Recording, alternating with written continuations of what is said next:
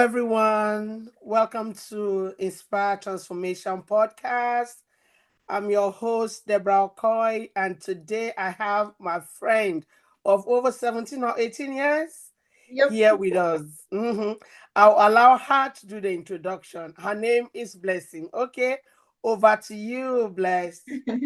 Hi guys, my name is Blessing, and like you said, we've been friends for that many years. We're practically sisters. So I'm Mm-hmm. based in England. I work clinical as a midwife. I've been that for 26 years, and I'm specialist public health. But I have passion for people, their growth, their development. I have passion for what people aspire to become and the process that they take to get to that stage. And I think that's mostly what our discussion is going to be about today. So, yes, guys, you'll get to know me more as we go along. Thank you. Oh, nice to have you again, Blessed. Thank Sorry, before we get into talking about the topic that we have today, which is your view of inspired transformation, what it means to you, and what others perceive it to be. Why did you become a midwife? Interesting story. I'll make it really brief. I actually wanted to become a doctor, but then I visited someone in a hospital that wasn't well. I didn't think I liked what I saw about them. And then I started exploring other aspects of clinical care. And I love the aspect on the mysteries about how babies come into this world. And I decided to give it a go. And I haven't looked back since. I love it. It's been 26 fabulous years of bringing babies into the world, supporting pregnant women and their outcomes. Wow, that is amazing. That is amazing. Being able to witness the birthing of a baby. It's like for me, it can also relate to it as birthing a vision Yeah, because the mom is pregnant with this baby for 9 months, yeah. carrying the baby. How would this baby look like? Maybe some go ahead and they know the sexes of the babies, the genders of the baby before they are born. As a mother myself, I can imagine that point in time when the Yeah, baby comes out. And yeah, you there as a midwife yeah. helping bring this wonderful bundle of joy to the world. It is It's amazing. lovely. Yeah, Yeah. nothing prepares the woman for what she sees and when she handles the baby. And even you, the Baby. midwife, you have seen hundreds and thousands, but each one is different. Each one is Oh, unique. wow. It's lovely. I love it. Wow, that is amazing. So today we're looking at, like I said earlier, inspire transformation. What does it mean to you when you hear the word inspire transformation? What comes to your mind? Well, personally, when I hear the inspiration is one thing. Mm-hmm. Inspiration can take you through anything. But then when that inspiration is towards transformation, I think of it as a ripple effect. I think of it as becoming a living example of what's possible. So you're transforming. So it's Mm-hmm. towards a possibility of what anyone can become when they choose to evolve. So when I hear inspired transformation, I'm thinking once you've made up your mind to become a higher version of yourself by whatever inspiration and whatever challenges have brought you to that stage, I'm thinking anything is possible. You can be on the grass today. You hear of grass to grace stories. You hear of rag to riches stories. They're usually inspired by something. And I think with inspiration and transformation, it's just for the limitlessness of what is possible to us. Most of us haven't So true. explored what's possible for us. But as well, it's not just you evolving, it's also you becoming a light for others. So when you're able to cross a barrier, when you're able to transform to become a better version of you, other people can see that if it's possible for you, they Yeah. can also give it a go. They can also try, aspire to become whatever it is they've always wanted to become. So for me, it's breaking that barrier of where you are, trying to evolve into a better version of yourself. that's what I see when I picture when I think about a transformation, an inspirational transformation. Oh, thank you very much. I'm going to get personal now. I know you were not been expecting some of the questions I'm throwing at you. I'm sorry. I'm just going with the flow. But No, how has your personal transformational journey been? We go through transformation in various areas. Would you like to share with us? You've been in the UK for how long now? it's about 11 years. 11 years. Okay. So, can we just, I know you would have had different aspects of your life where you have been able to receive that shift and transform. So, can you share one of such journeys with us? So, first of all, when we talk about personal journeys of transformation, mine has been both beautiful and brutal. Anyone that knows me, yourself inclusive, can attest to the fact that I've had a beautiful aspect of life and I've also had a very painstaking, brutal aspect of when life has dealt me something that I didn't expect.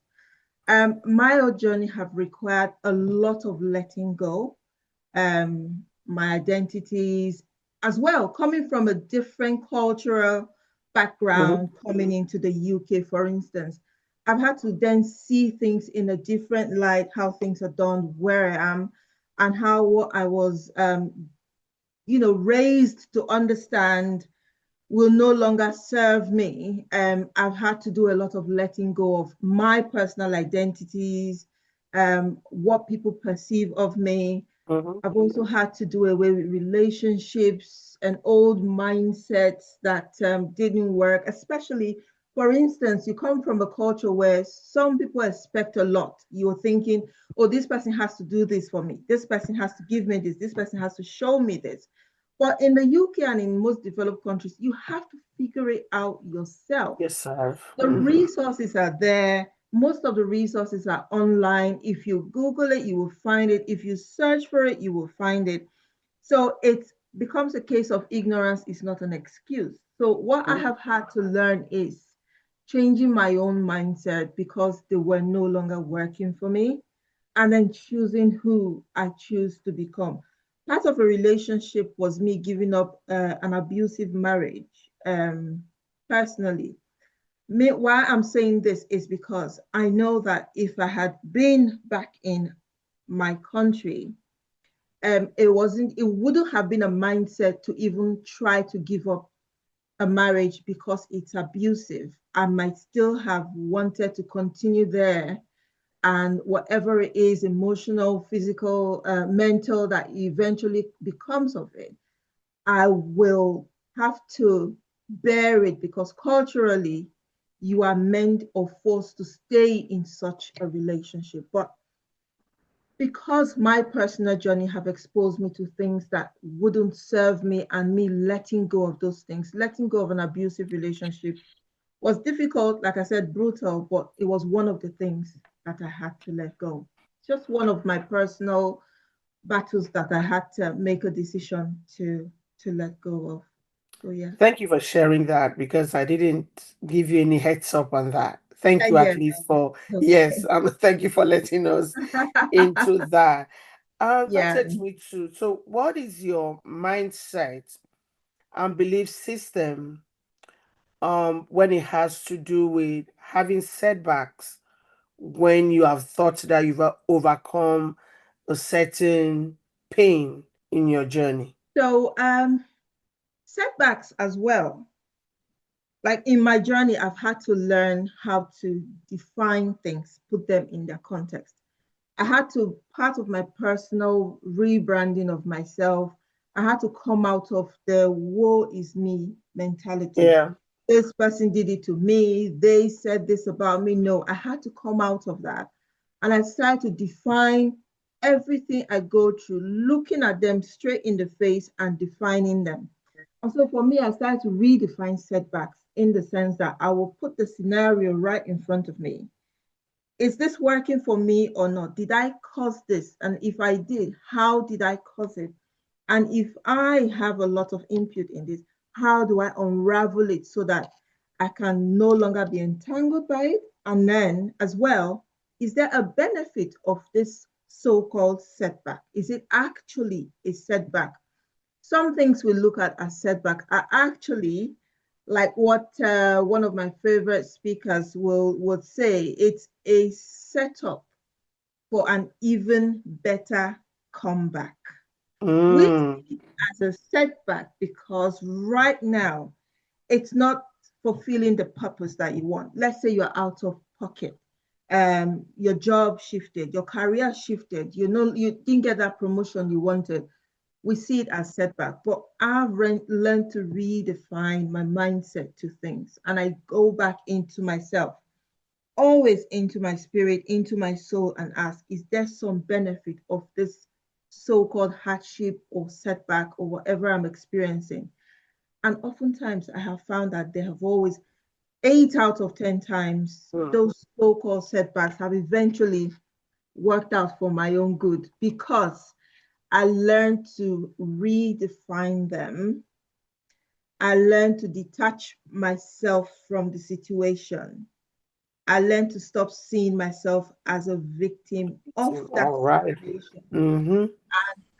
Those have helped me to now have a clear perspective to see it for what it actually was. And that aspect, that mindset have really served me well. So yes, not always easy, not Yeah, always easy, true, true. but I found that because it's helped me over time, it's now become my default mode of looking at situations and scenarios. So true. And I was going to ask about which you actually got into it now. Strategies for your resilience and perseverance. You just kind of touched a little bit on your resilience, but how about perseverance? Because yet we are resilient, we don't give up, but how are we able to accommodate these challenges and the things that life throws at us while not losing ourselves? How have you been able to journey through it in perseverance? Right. So the first thing, second thing, third approach that I have done is cry. I cry first of all. I come back.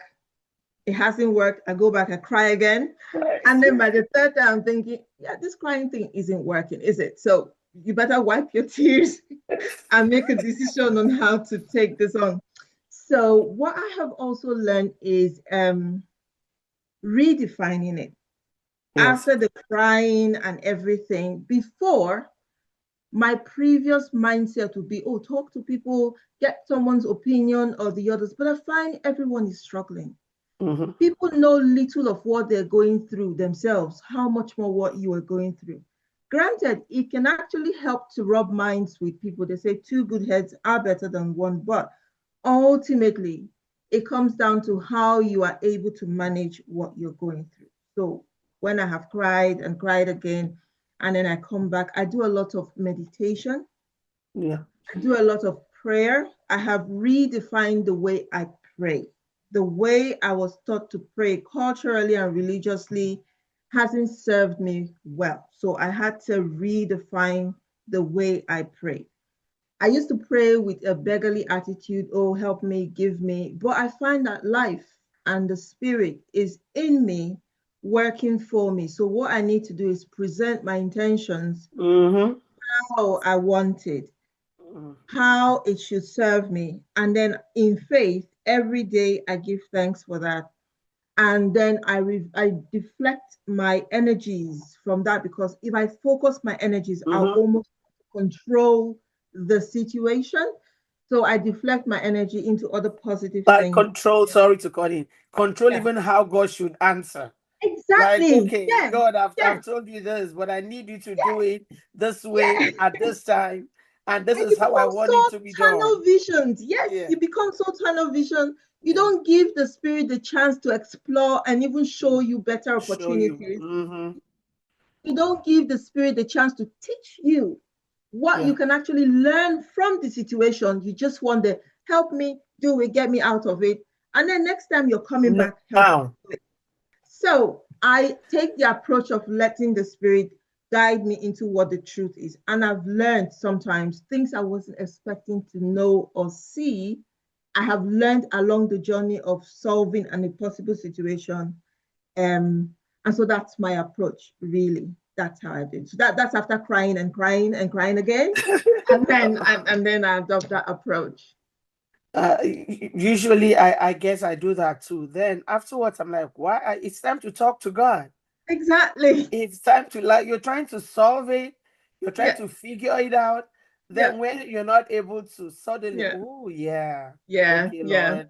Yeah. This one has to go to the big man. No, I Yeah, can't do yeah, it. Yeah. like, like, okay, God, it's time to Yeah. just come before you I'm and here again. It's surrender. me Yeah, again. Yeah. and give it all to you. Okay, so what Yeah. would you say it's one greatest fear you've overcome? It's changed for me over time. Most recently, what I had to deal with was the fear of being misunderstood. Mm. Previously, I used to be like, oh, I'm so afraid of being poor. I'm so afraid of, financial incapacity or, being incapacitated financially. I'm so afraid of this, that, or the other. But more recently, as I journey, as I evolve, I find that I am more afraid of being misunderstood. True story. When I was growing up, I was severely bullied. So there was sibling rivalry at home, and I endured a childhood of bullying from an older sibling and a younger sibling together working in cohort. So I couldn't go up, I couldn't come down. And then because of that, I find that I started seeing myself wanting to explain a lot more so that I think if I explain a lot more, someone will understand me and we won't have conflicts. I Okay, started seeing, is it kind of seeking approval yeah, or that's the next point I yeah, was going to be. I yeah, started seeing that I was trying to find approval for people. Oh, I don't want to step on their toes because, yes. I feared what I went through as a child. As a child, I seemed like I handled it really tough, but the effects started coming when I was an adult. I couldn't find myself in a room with women like myself. I fear being bullied. I fear being shut down, my ideas and everything. And I did have very great ideas, but just the fear of having my own voice heard because I never did have it heard as a child. My greatest fear was being misunderstood. But what I started to do consciously and intentionally was I started to try to see things from my own perspective. I started to see that people can judge you from the lens they are wearing. Yeah. It doesn't matter how you explain yourself. Mm-hmm. Once they have seen you in a light where they put you, you're almost never going to be able to come out of it because they're seeing you with a particular prejudice. Sometimes, like living amongst in a foreign country, first when they see your dark skin, they just think, oh, this person is not smart, not bright, don't know what they're doing, not capable.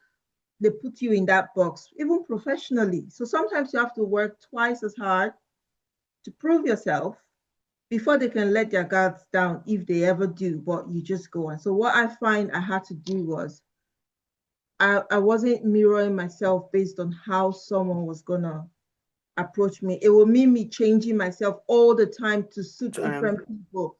So I just got used to showing up how I wanted people to see me and let them deal with their own insecurities.